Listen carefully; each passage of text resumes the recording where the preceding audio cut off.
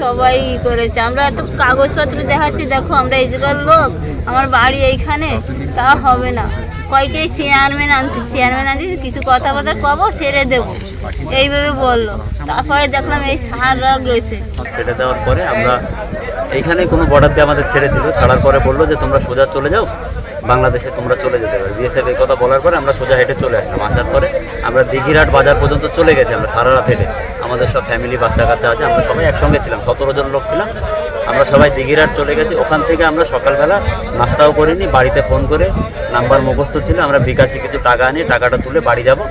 এমন সময় ওখানকার লোকাল পাবলিক তারা আমাদের থেকে জিজ্ঞাসা করে যে আমরা আমাদের দেশ, আমরা সত্যি কথাই বলেছি যে আমরা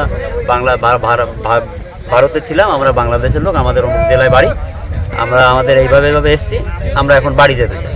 তখন ওখানকার পাবলিকগুলো বললো আমাদের চেয়ারম্যানের সঙ্গে কথা বলতে হবে, অমুকের সঙ্গে কথা বলতে হবে। এইভাবে আমাদের দেরি করে বিজিবিকে খবর দিয়ে আমাদের আবার বিজিবির হাতে হেনস্থা করিয়ে দিল।